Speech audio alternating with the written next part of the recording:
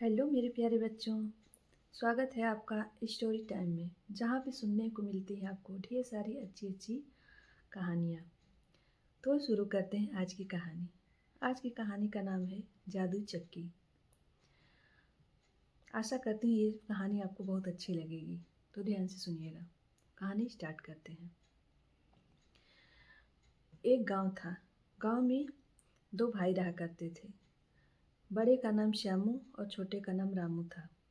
श्यामू बहुत ही चालाक और मतलबी था, जबकि रामू बहुत ही नेकदिल इंसान था। दोनों का कारखाना चलता था, और जिसमें श्यामू जो बड़ा भाई था उसका कारखाना बहुत अच्छे से चल रहा था। वहीं दूसरी जगह रामू का कारखाना दब पड़ गया। कम होते होते उसका कारखाना समझो बंद ही हो गया, और उसके कारखाने बंद होने की वजह से उसको बहुत ही परेशानी होने लगी। खाने पीने में दिक्कतें आने लगी। तो वह दिन भर दूसरे काम की तलाश में निकल जाता था, शाम को लौटता था। तो ऐसे काफ़ी दिन से वह जाता था काम की तलाश में, और लेकिन उसको काम नहीं मिलता था। इसी तरह करते करते उसके घर में दो वक्त का खाना बनना भी मुश्किल हो गया।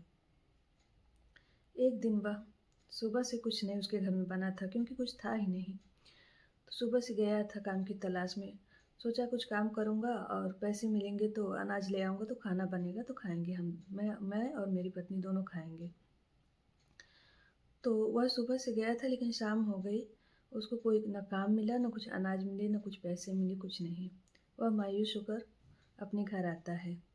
तो रामू की पत्नी बोलती है, क्या हुआ? आज भी आपको कुछ नहीं मिला और ना ही तो काम मिला? तो रामू बोलता है, नहीं, आज भी मैं वैसे ही आ गया। तो उसकी पत्नी बोलती है, आज तो सुबह से घर में कुछ नहीं बना है। मैं भी भूखी हूँ, आप भी भूखे हैं, तो क्या खाएंगे, कैसे सोएंगे? तो ऐसा करिए, ना हो तो अपने भाई से मदद ले लीजिए, वो ज़रूर आपकी सहायता करेंगे। तो रामू बोलता है कि नहीं, वो मेरी सहायता नहीं करेंगे, क्योंकि रामू बचपन से ही जानता था अपने भाई का स्वभाव कि वो कैसा है। इसलिए उसने कहा कि नहीं नहीं, मेरा भाई मेरी सहायता नहीं करेगा। फिर भी उसकी पत्नी ने कहा, एक बार कोशिश करने में क्या हर्ज है, जाइए। तो रामू जाता है। तो जब रामू जाता है तो उसका भाई खाना खा रहा था, और उसकी पत्नी साथ में बैठी थी।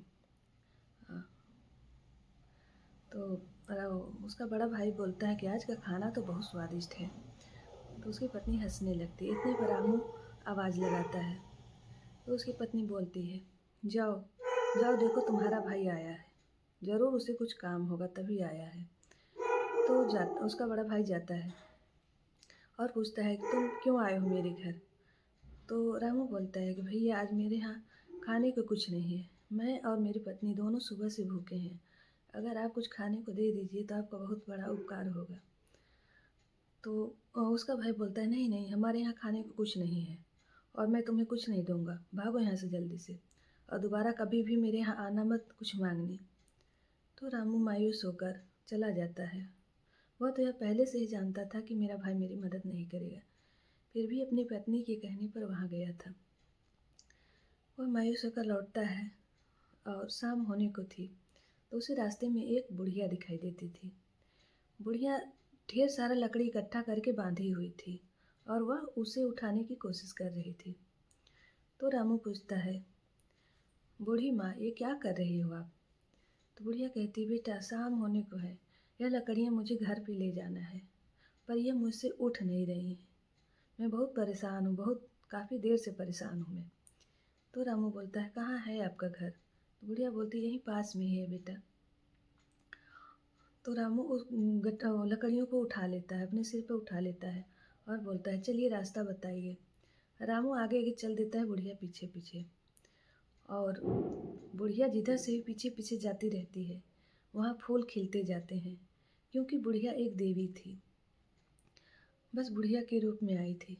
तो रामू चला जाता है और उसकी गठरियाँ उसके दरवाजे पर उतार देता है, एक झोपड़ी के झोपड़ी के बाहर उतार देता है। तो बुढ़िया कहती है कि बेटा, तुमने आज मेरी बहुत मदद की है, तो इसके बदले में तुम्हें क्या चाहिए? तो रामू बोलता है, बूढ़ी माँ, मैं आज सुबह से भूखा हूँ। अगर मुझे एक गिलास आप पानी पिला देती तो बहुत अच्छा होता। मैंने आपको मदद नहीं की, ये तो मेरा फ़र्ज़ था। तो बुढ़िया बोलती है, हाँ बेटा, मैं रुको, तुम यहीं पे रुको और मैं तुम्हें पानी लाती हूँ और तुम कहीं जाना मत। तो बुढ़िया गई, अंदर से पानी भी लाई और एक चक्की उठा लाई। छोटी सी चक्की थी, पत्थर की बनी हुई। तो रामू पानी पीता है और वह जाने लगता है। तो बुढ़िया बोलती है, बेटा ये चक्की ले लो, यह चक्की तुम्हारी बहुत सहायता करेगी। तो रामू बोलता है कि माँ जी, ये चक्की मैं क्या करूँगा, मेरे घर तो अनाज भी नहीं है, चक्की तो कूटने पीसने के लिए काम में आती है। तो बुढ़िया बोलती है, नहीं बेटा, ये जादुई चक्की है, ये जादुई चक्की है, इस चक्की से तुम खाने पीने की जो भी चीज़ मांगोगे वह तुम्हें दे देगी। तो रामू धन्यवाद बोलता है, बुढ़िया के पैर पकड़ता है और फिर वहाँ से चला जाता है। तब अब उसको घर जाते जाते रात हो जाती है। रात में रामू अपने घर पहुँचता है तो उसकी पत्नी उसका इंतज़ार कर रही थी और उसको देखकर बोलती है कि आप आ गए, आज आपको काम मिला कि नहीं मिला। तो रामू बोलता है कि नहीं, आज भी मुझे कुछ काम नहीं मिला। लेकिन तो उसकी पत्नी बोलती है, आज सुबह से ना आप खाए हैं ना मैं कुछ खाई हूँ, तो ऐसे ही सोना पड़ेगा क्योंकि घर में कुछ नहीं है। तो रामू बोलता है, रामू ने पूरी बात बता दी चक्की के बारे में, कैसे क्या हुआ, और वह चक्की दिखाता है। तो उसकी पत्नी कहती, क्या इस चक्की का इस्तेमाल आपने किया? रामू बोलता है, नहीं अभी तक तो नहीं किया, चलो इसका इस्तेमाल करते हैं, देखते हैं यह सही बात है कि झूठ। तो दोनों बैठ जाते हैं और चक्की को बीच में रख लेते हैं। तो चक्की से बोलते हैं, चक्की में मुझे चावल चाहिए, ढेर सारा चावल चाहिए। तो चक्की के आसपास बहुत ढेर सारे चावल हो जाते हैं। और बुढ़िया ने ये भी बताया था कि यह चक्की जब अपना काम करना प्रारंभ कर देगी तो इसको रोकने के लिए इस पर लाल कपड़ा डालना पड़ेगा। तो रामू लाल कपड़ा डाल देता है, तब वह चक्की रुक जाती है। इतने में रामू के घर में ढेर सारे चावल हो जाते हैं। तो वह बोरा ले आकर भर लेता है, एक बोरी चावल भर लेता है और थोड़ा सा चावल अपनी पत्नी को देता है कि ये चावल बना दो, हम लोग खाएंगे। तो वो लोग चावल बना के खाते हैं और एक बोरी चावल सुबह होता है तो उसको बेचने जाता है रामू। जब उसको सिर पर अपने रख के एक बोरी चावल ले जा रहा था तो उसका भाई देखता है, घर में से अपने देखता है और पूछता है कि ये बोरी कहाँ ले जा रहे हो, ये बोरी का गट्ठर कहाँ तुम लेके जा रहे हो। तो रामू उसकी तरफ देखता है, मुस्कुराता है, फिर चल देता है, कुछ बोलता नहीं है। तो उसका भाई सोचता है कि ये यही सब काम करेगा अब, हाँ, किसी का बोझा उठाएगा और क्या करेगा ये। तो रामू उसको जाता है बेच के, पैसे लेकर आता है। फिर दूसरे दिन वह चक्की से ढेर सारे दाल मांगता है, दाल मांगता है। फिर वह दाल बेचने जाता है। फिर उसका भाई देखता है तो सोचता है कि यह रोज रोज क्या भर के ले जाता है, मुझे इसका पता लगाना पड़ेगा। तो वह चोरी से उसके पीछे पीछे जाता है। तो रामू को देखता है कि वह तो दाल है, एक बोरा दाल है, वह बेच कर पैसे ले रहा है। पैसे लेकर फिर वह उसका भाई सोचता है कि मुझे इसका पता लगाना पड़ेगा, इसको कैसे इतना दाल उल मिला सब। तो पीछे से उसके घर जाता है। रामू को ये सब पता नहीं था कि उसका भाई उसका पीछा कर रहा है। वह जाता है घर में, रामू अपने घर में जाता है और अपनी पत्नी के पास पहुंचता है और पैसे देते हुए बोलता है कि मुझे अब घर की मरम्मत करानी चाहिए, घर हमारा बहुत ख़राब हो गया है, इसकी मरम्मत करानी चाहिए।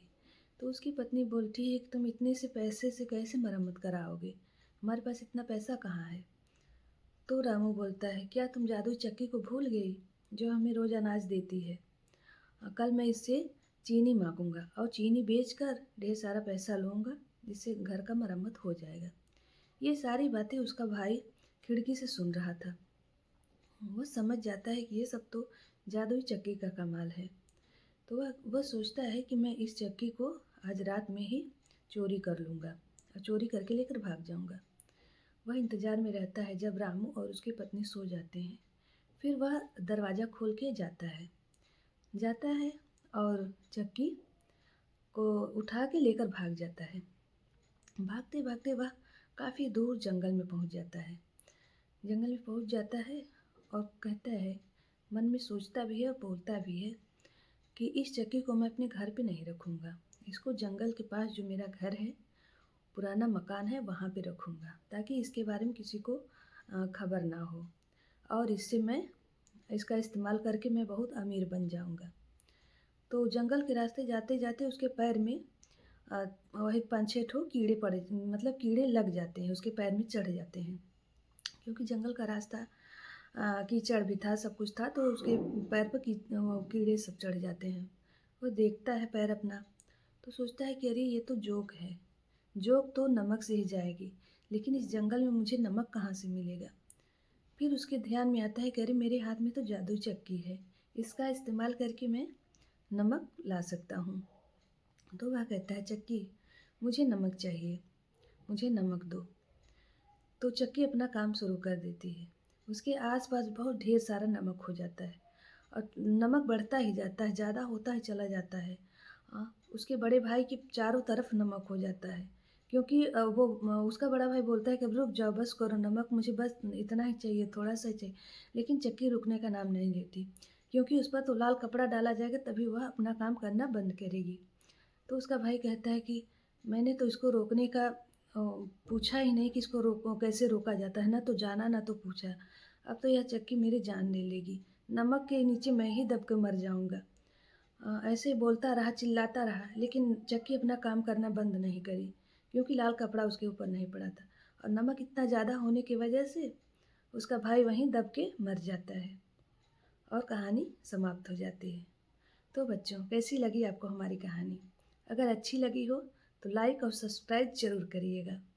तो चलते हैं और मिलते हैं अगली कहानी में। तो ठीक है, बाय।